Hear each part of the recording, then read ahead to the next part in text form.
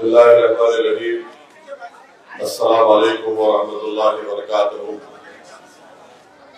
मुअज़्ज़िज़ हाज़रीन इकराम, बुज़ुर्गान क़ौम और मिल्लत, शेख नशीन पर तशरीफ़ फरमा मजलिस इत्तेहादुल मुस्लिमीन के रुकन असम्बली,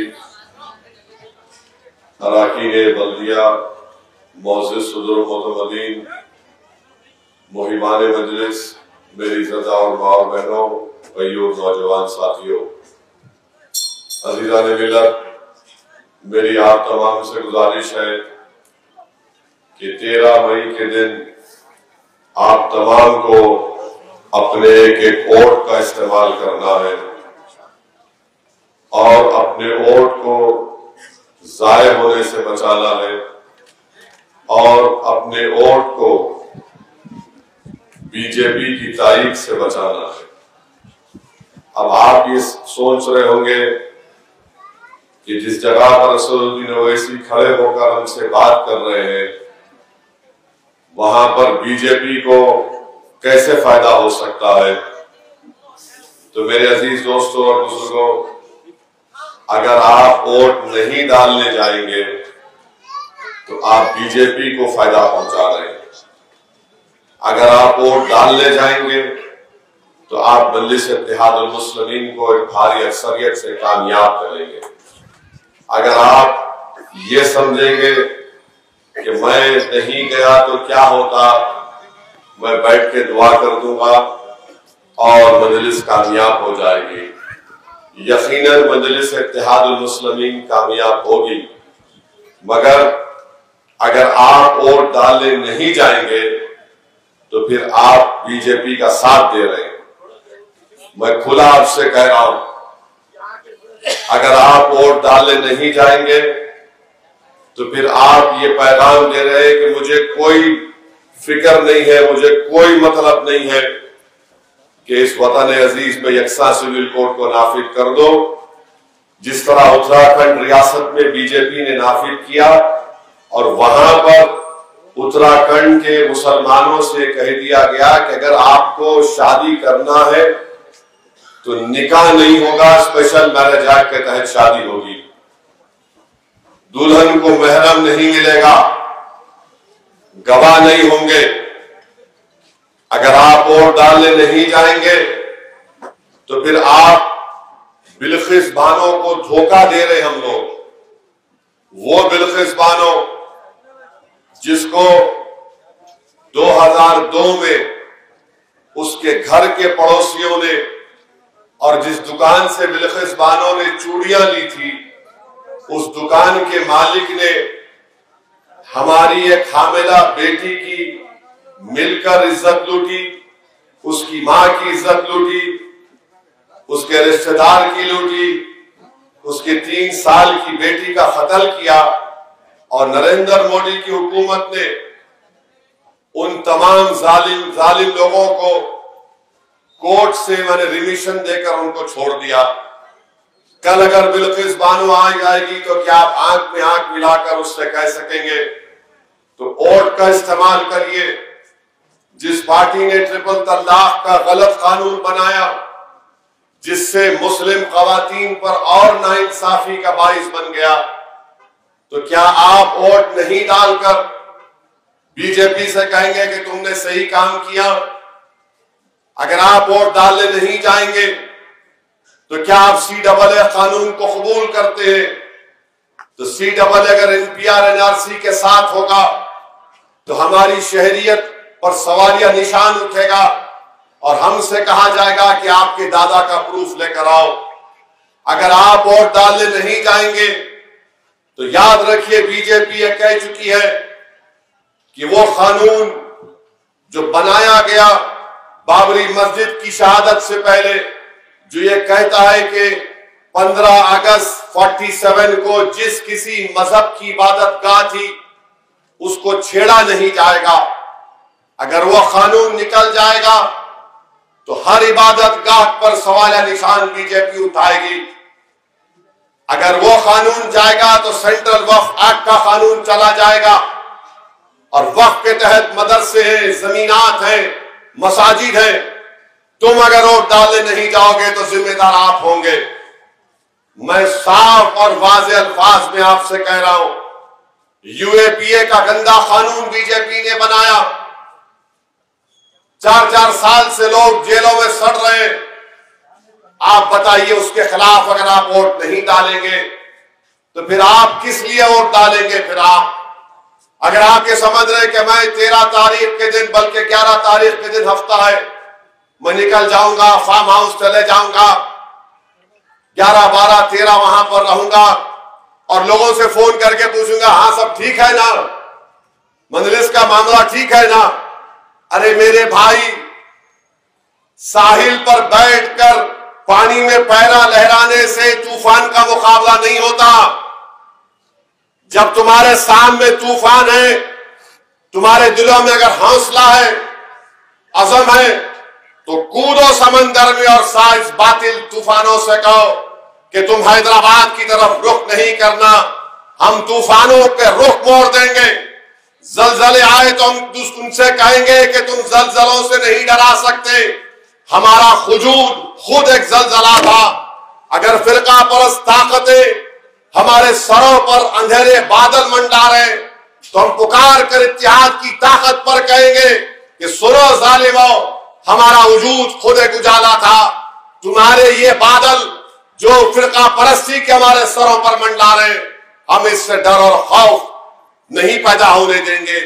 तो मेरे अजीज दोस्तों, मेरी इज्जतदार माँ और बहनों, और खास तौर से मेरे गयूर नौजवानों, ये लड़ाई तुम्हारे मुस्तकबिल की लड़ाई जा रही है।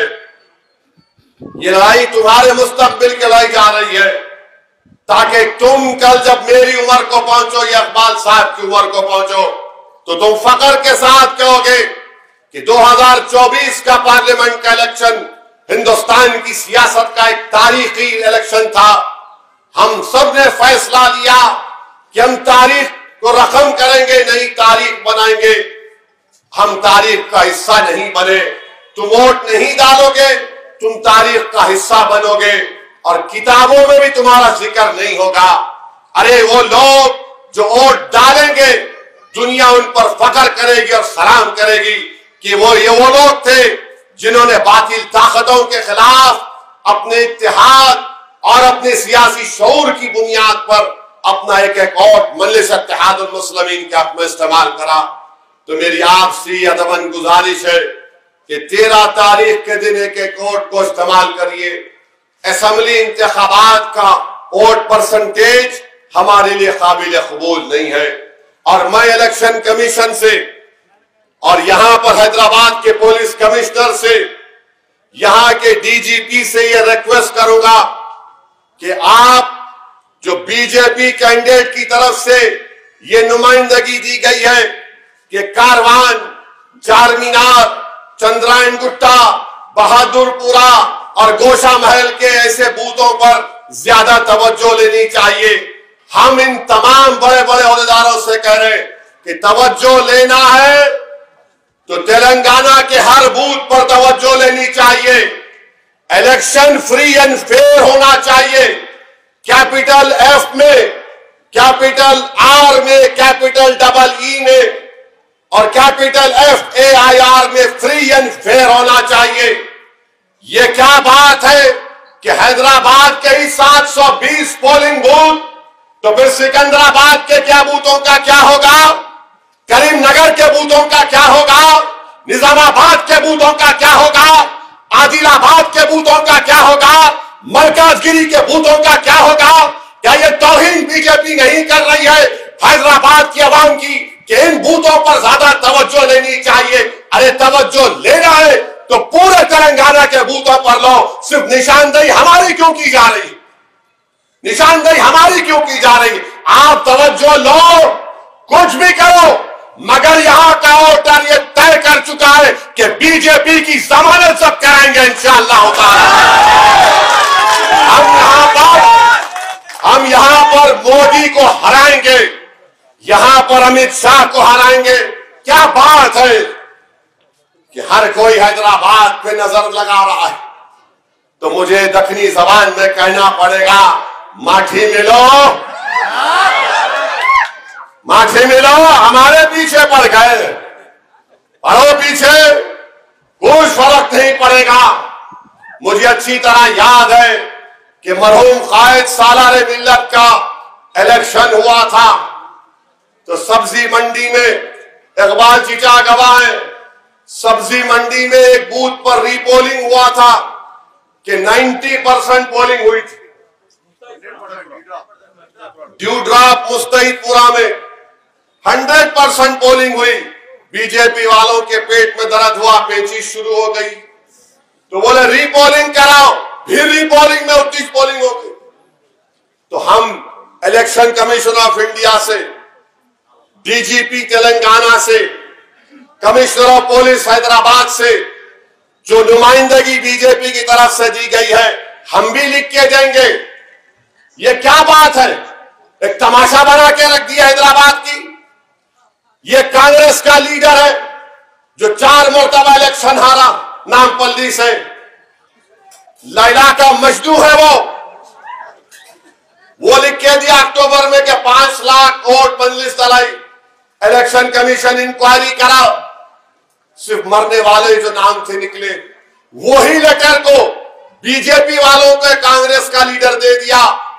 फिर यही बोला गया 5 लाख, इलेक्शन कमीशन जो लेटर लिखा उसमें यह लिखा कि जो लेटर ये कांग्रेस का लीडर दिया वही लेटर को बीजेपी दे रही है। ये इलेक्शन कमीशन का लेटर है, वही लेटर बीजेपी दे रही है।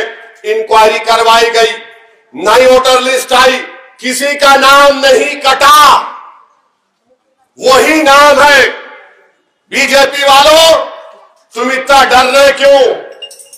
नाच ना जाने तो आंगन तेरा, हाँ? इतना डर रहे, इतना डर रहे। वोटर लिस्ट के बारे में बोला, वो झूठ साबित हुआ। ईसीआई का लेटर है मेरे पास।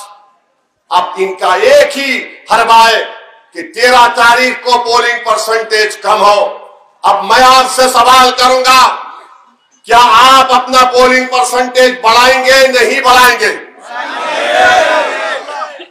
आप तमाम अपना वोट इस्तेमाल करेंगे, करेंगे, या फिर ये बीजेपी वाले जो बोल रहे हैं उसकी साजिश का शिकार हो जाएंगे? आप डालेंगे ना वोट? पोलिंग परसेंटेज बढ़ेगा, कितना बढ़ेगा? कितना बढ़ेगा? कितना बढ़ेगा? पोलिंग परसेंटेज 100 भी कर सकते आप। 100% पोलिंग करवाइए। और ये जो बीजेपी वाले हार मान चुके हैदराबाद से, इसीलिए तमाम कोशिशें करते जा रहे हैं। मेरे यकीन है कि इंशाअल्लाह ताला इनको शिकस्त होगी और बदतरीन शिकस्त होगी इंशाअल्लाह ताला। और हम इलेक्शन कमीशन ऑफ इंडिया से अपील करते हैं, चीफ इलेक्टोरल ऑफिसर से अपील करते हैं, DGP Telangana, commissioner police Hyderabad से, सिर्फ 700 पोलिंग बूथ नहीं, पूरे तेलंगाना के पोलिंग बूथों पर स्पेशल तवज्जो ली जाए। हैदराबाद पर ही क्यों भाई? क्या ये फ्री एंड फेयर होगा? क्यों नहीं निजामाबाद, क्यों नहीं करीमनगर, क्यों नहीं मल्काजगिरी, क्यों नहीं महबूब नगर? हर तरफ करो, मगर सामने के सारे बीजेपी वाले एक ही दूल्हे भाई की तरफ देख रहे हैं। पूरे के पूरे एक ही दूल्हे भाई की तरफ नजर पड़ी हुई है। ये हैदराबाद की आवाम की तौहीन कर रही है बीजेपी। आप इस तरह के जो बातें कर रहे हैं, इससे हैदराबाद की आवाम की तौहीन करने की कोशिश कर रहे हैं। और दूसरी बात, अमित शाह आज तकरीर कर रहे हैं, असद ओवैसी, असद ओवैसी रजाकार। अमित शाह साहब, ऐसा लगता है कि बगैर मेरा नाम लिए आपको रात में नींद नहीं आती है। पेट में दर्द शुरू हो जाता उनको असद ओवैसी का नाम लेना। अब बोल रहे असद ओवैसी ये, असद ओवैसी वो। ठीक है, कोई बात नहीं, नाम लो मेरा, मगर ये अल्लाह का बड़ा करम है कि मेरी जबान पर तुम्हारा नाम तो आ गया। वो एक बहुत मशहूर पिक्चर मैं कहीं अपने उस अय्याम जहालिया में देखा था। कौन सी पिक्चर थी? मुगल आजम। मुगल आजम पिक्चर में अनारकली को जेल में डालते तो बादशाह अकबर उससे पूछते, बोल तेरी आखिरी ख्वाहिश क्या है? तूने बोलती मेरे को मलिका बनना है। तो बादशाह बोलते, तेरे दिल की बात जबान पे आ ही गई। तो अमित शाह, दिल की बात जबान पे आ ही गई। मोदी जी, दिल की बात जबान पे आ ही गई। कहां भी जा रहे, ओ रजाकार, असद ओवैसी रजाकार, कोई बात नहीं। हम रजाकारों से हमारा कोई ताल्लुक है ही नहीं। हम भारत के आजाद हिंदुस्तान में पैदा हुए हैं। जो रजाकार थे वो पाकिस्तान भाग गए, जो वफादार थे वो मोदी अमित शाह से मुकाबला कर रहे हैं, और यही वफादार इनको हराएगा इंशाअल्लाह ताला। रजाकार बोलना। और अमित शाह से हम पूछना चाह रहे कि प्राइम मिनिस्टर केयर्स एक वजीर आजम मोदी बनाए, उसके पैसों का क्या हुआ बताओ? 3000 करोड़ उसमें है। बताइए अमित शाह, वो 3000 करोड़ कहां गए? उसका इस्तेमाल कैसे हुआ? 3000 करोड़ पीएम केयर्स फंड में है। वो 5-6 हजार करोड़ इलेक्ट्रल बॉन्ड, बताओ अमित शाह, कौन से बैंक में आपने रखे? तुमने क्या किया? और बोलते मुस्लिम वोट बैंक है। अरे अमित शाह, ट्रिपल तलाक, CAA, NRC, NPR, ये सब कवानीन ये आप बनाए तो आपके वोट बैंक के लिए बनाया आपने। बताओ ये क्यों बनाया आपने? एनकाउंटर, बुलडोजर आप करते हैं तो आपके वोट बैंक के लिए करते हैं। तो मेरे अजीज दोस्तों, अगर मेरा वोट बैंक होता, अगर मेरा वोट बैंक होता अमित शाह, तो तुम 4 साल से चीन को नहीं निकाल सके। अगर मेरा वोट बैंक होता तो मैं चीन को भारत की जमीन में आने नहीं देता। अगर मेरा वोट बैंक होता अमित शाह, तो मैं चीन को उखाड़ कर फेंकता डेमसाक और डेमचाक से। अगर मेरा वोट बैंक होता अमित शाह, तो मैं चंद घंटों की मोहलत देकर लॉकडाउन नहीं करता। अगर मेरा वोट बैंक होता तो मैं पहले से तैयारी करता कोविड के इंजेक्शन की। मैं 25-30 लाख भारत के लोगों को मरने नहीं देता। अगर मेरा वोट बैंक होता तो मैं गरीबों के अकाउंट में पैसे डालता। अगर मेरा वोट बैंक होता तो मैं नौजवानों को रोजगार के मौके फराहम करता। अगर मेरा वोट बैंक होता तो मैं बिल्किस बानो की अस्मत रेजी करने वालों को नहीं छोड़ता। अगर मेरा वोट बैंक होता तो इस मुल्क में बुलडोजर का इस्तेमाल नहीं होता। अगर मेरा वोट बैंक होता तो मैं किसी को फसाद करने नहीं देता। अगर मेरा वोट बैंक होता तो मैं हिंदू मुसलमान के इत्तेहाद को और मजबूत करता। अगर मेरा वोट बैंक होता तो मैं दलितों को ऊंचाइयों पर लेकर जाता। मगर तुमने 10 साल में क्या किया बताओ? इस मुल्क में तुमने कुछ नहीं किया, कुछ नहीं किया तुमने, और बर्बादी की तरफ इस मुल्क को आप लेकर चले गए। मेरे अजीज दोस्तों और बुजुर्गों, तीसरी अहम बात, वजीर आजम मोदी ने क्या कहा अपनी तकरीर में? सुनो, आप है तुम्हारे लोग पास, लगाओ तो सुनाओ यहाँ के लोगों को, जल्दी जल्दी, टाइम कम है। सुनिए। उनकी सरकार से उन्होंने कहा था, और पहले दिन उनकी सरकार से उन्होंने कहा था कि देश की संपत्ति पर पहला अधिकार मुसलमानों का है। इसका मतलब ये संपत्ति इकट्ठी करके किसको बांटेंगे? जिनके ज्यादा बच्चे हैं उनको बांटेंगे, घुसपैठियों को बांटेंगे।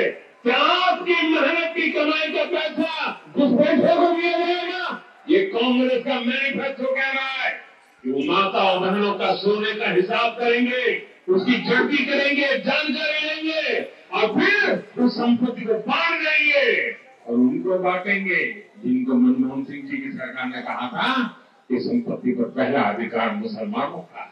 भाइयों बहनों, ये अरबन नस्ल की सोच, मेरी माताओं बहनों, ये आपका मंगल सूत्र भी बचने नहीं देंगे, यहां तक जाएंगे न कहेंगे। अब आप अंदाजा लगाइए, एक मुल्क के वजीर आजम भारत के मुस्लिम अक़लियत को घुसपैठी कह रहे हैं। घुसपैठी के माने ये है कि हम लोग बांग्लादेश से, भूटान से, बर्मा से, पाकिस्तान से आकर भारत में बस गए।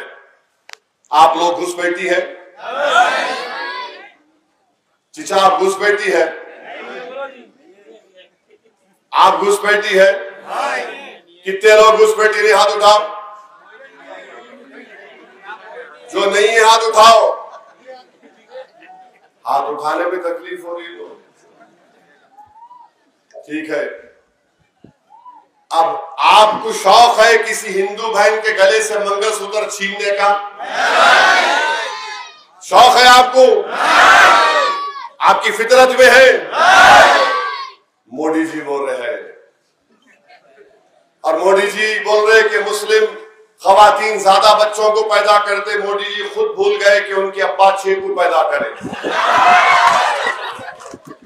अमित शाह की 6 बहनें हैं, गोलवालकर के 11 थे, 11 भाई बहन उनके दोस्त। आप हमको बोल रहे हैं झूठ है। गवर्नमेंट का डेटा ये बोल रहा है कि खवातीन का TFR rate, total fertility rate गिरा है, गिरेगा। मगर मोदी क्या कर रहे हैं कि इस देश में मुसलमानों की इतनी आबादी हो जाएगी कि हिंदुओं से बढ़ जाएगी। कभी नहीं होगा। आज से 50-55 साल के बाद हमारे हिंदू भाइयों की आबादी स्टेबलाइज हो जाएगी। उसके 30-40 साल के बाद मुसलमानों की आबादी स्टेबलाइज हो जाएगी, यानी मुसलमानों की आबादी 17% तक जा सकती है। हिंदू भाई बहनों की 78%, मुसलमानों की आबादी कभी नहीं बढ़ेगी। मगर देश का वजीर आजम क्या बोल रहा है? अच्छा, आप लोग जिहादी है? आप लोग जिहादी है? तो जोर से बोलो। मोदी बोल रहे जिहादी है। अब आप बताइए, अक़लियतों को, भारत की सबसे बड़ी अक़लियत, उनके ताल्लुक से मोदी इस तरह की जबान इस्तेमाल कर रहे हैं। याद रखिए, गुजरात के मरकजी वजीर रूपाला है। रूपाला ने गुजरात के राजपूतों के बारे में कुछ बददियानात शनाब, तो गुजरात के पूरे राजपूतों ने लाखों लोगों का एक जलसा किया और कहा कि बीजेपी को वोट नहीं देंगे, हमारे जज्बात को ठेस पहुंची है। आप क्या करेंगे मुझे बताओ? आप क्या करेंगे? जो वजीर आजम हमको जलील और रुस्वा करने की कोशिश कर रहे हैं, हमारे इज्जत नफ्स को ललकार रहे हैं। हमीयत अगर होगी तो आप लोग और पहले से ज्यादा ताकतवर होकर अपने वोट का इस्तेमाल करेंगे। आप इस्तेमाल करेंगे अपने वोट का। अगर आप अपने आप को घुसपैठी नहीं समझते तो बीजेपी के खिलाफ वोट दीजिए। अगर आप किसी हिंदू बहनों के गले से मंगलसूत्र नहीं उतारने वाले और मोदी की बात को झूठ मानते हैं तो बीजेपी के खिलाफ वोट दीजिए। मेरे अजीज दोस्तों और बुजुर्गों, कुछ तो हरकत करो। कितनी बातें हम सुनेंगे, हर कोई आ रहा कुछ ना कुछ बोल के चले जा रहा। मेरे अजीज दोस्तों और बुजुर्गों, थोड़ा लाइटर वेन में एक हैदराबाद के शायर है मज़ाहिया, उनका नाम मोइन बंबू है। मोइन बंबू ने मोदी जी के बारे में कहा, नहीं किसके बारे में कहा नहीं मालूम। उन्होंने लिखे, काम नहीं होने के क्यों करने को जा रहे चीचा, भीगी बारूद को तुम आग लगा रहे चीचा, मोटे शीशे की छड़ी आंख पे ऐनक, फिर भी नजरें है शीला की जवानी पे लगा के चीचा। मैं नहीं बोला, ये मोइन बंबू बोले। मैं ऐसे बातें करता ही नहीं, मैं करता ही नहीं। और मोइन बम्बू बोले, किसके बारे में बोले नहीं मालूम। अब इन पूरे के पूरे पीछे पड़े हुए, रोज कोई ना कोई बात। आज अमित शाह के बोल रहे ए से Asad Owaisi, Amit Shah A for Apple भी होता है, ए से बहुत कुछ होता है। अमित शाह बी फॉर बिल्किस बानो भी होता है, सी फॉर कैट भी होता है। मगर अमित शाह खाली ए, हर चीज में पहले ए से शुरू करेंगे, असदुद्दीन ओवैसी का नाम लेंगे। मगर आप याद रखिए, अमित शाह हैदराबाद में यहां पर दलित लोग भी हैं जो ये तय कर चुके हैं कि 400 पार का मतलब आइन को बदल देना, 400 पार का मतलब दलितों के रिजर्वेशन को खत्म कर देना, 400 पार का मतलब आइन के बेसिक स्ट्रक्चर को खत्म कर देना। ये बीजेपी करना चाहती है। बीजेपी आपको ये नहीं बोलती कि 400 पार अब की बार मोदी बोलते, अरे मोदी जी पेट्रोल 100 पार हो गया, पेट्रोल 100 पार हो गया। मगर देश के वजीर आजम को पेट्रोल की कीमतों की फिक्र नहीं है। वो ये समझ रहे हैं कि मैं बोलूंगा और सब लोग वाहवाह करके उनको वोट डाल देंगे। मेरे भाई, ये हैदराबाद की पार्लियामेंट की सीट सिर्फ हैदराबाद या मजलिस इत्तेहादुल मुस्लिमीन की नहीं है। मुल्क के कोने कोने से लोग मुझे पैगाम भेज रहे हैं, अपने दोस्त अहबाब से पूछ रहे हैं कि भाई हम सब दुआ कर रहे हैं कि असदुद्दीन ओवैसी जीत कर भारत की पार्लियामेंट में जाए। कोई सच्चाई को नहीं बयान कर सकता, कोई आइन के दायरे में रहकर दलीलों के साथ इस हुकूमत के गलत पॉलिसियों को कोई बयान नहीं कर सकता। तो मेरे भाई, मेरी आपसे गुजारिश है कि एक वोट का इस्तेमाल करिए, डरने और घबराने की जरूरत नहीं है। पोलिंग के दिन मैं भी रहूंगा आपके दरमियान में। आप अमन से जाइए, पुरसुकून अंदाज से तरीके से जाइए, अपने वोट का इस्तेमाल करिए। और जो लोग बोल रहे पतंग को काट देंगे, याद रखो, पतंग को काटने के लोग समझते दो तरीके, ढील से या खींच से। मैं हमेशा तीसरे तरीके को अपनाता हूं, और वो है अत्ते मार के दूसरे की पतंग को रख लेना। अब अत्ते मारेंगे आप लोग, आप ढील भी कुछ नहीं, खींच भी नहीं, पेंच हुई लेके लपटा के घर में ला लो, देखा मैं दो पतंग। तो अब इनको एहतियात करना है। समझो मेरे भाई, कुदरत पुकार पुकार के कह रही है कि देखो इनकी जबानों से सुनो और तुम जाग जाओ। कुदरत पुकार पुकार कर कह रही है कि जिंदगी का सबूत दो। ये कवानीन बदलना चाहते हैं।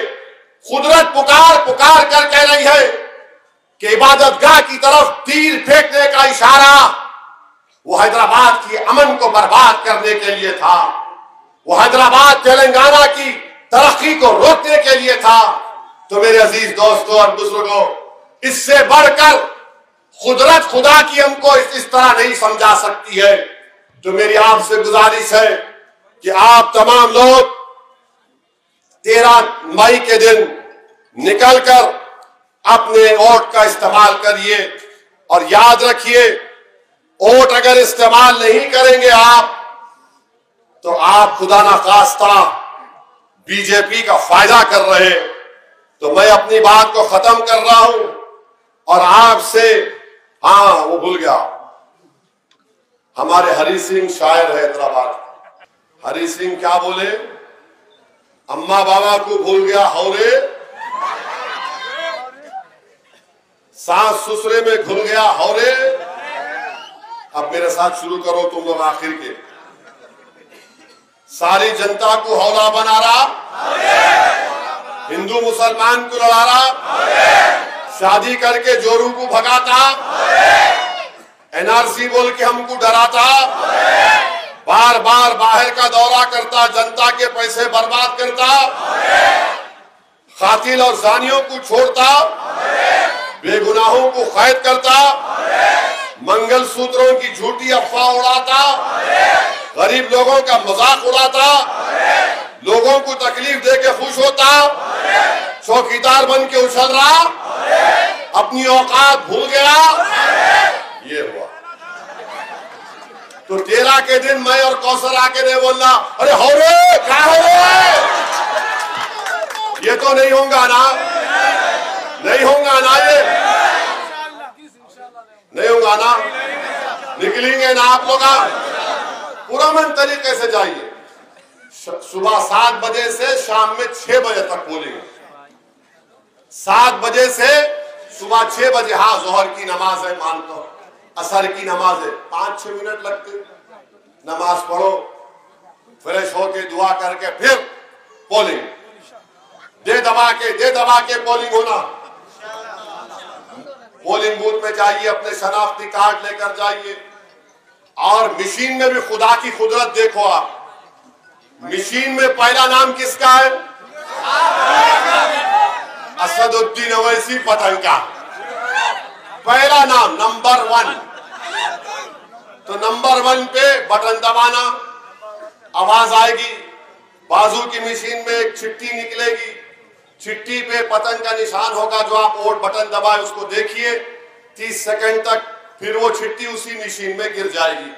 तो मेरी आप तमाम लोगों से अपील है कि 13 तारीख के दिन आसमानों में क्या नजर आएगा, 13 तारीख के दिन दिलों में क्या पुकार होगी, 13 तारीख के दिन आप लोग क्या करेंगे, छुट्टी मनाएंगे या पतंग को कामयाब करेंगे। और 13 तारीख को अपने साथ अपनी बेगम को लेके जाएंगे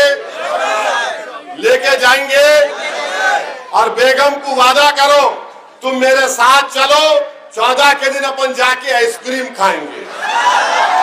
वादा करेंगे या डरेंगे?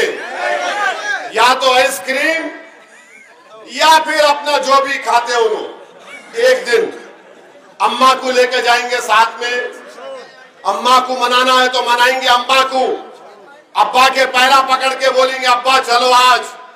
अब्बा बोले चल जा माटी मिले तू जा, बोलते अब्बा को बोला मारो अब्बा, मगर आपको चलना है। पूरों को लेके जाओ मेरे भाई, ऐसा दिखना कि ईद का माहौल है।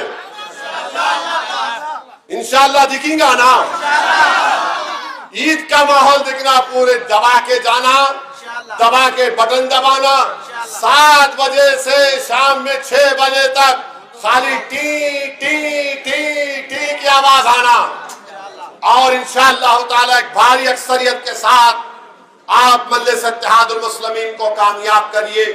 जलसा जारी रहेगा। मुझे बहादुरपुरा को पहुंचना है।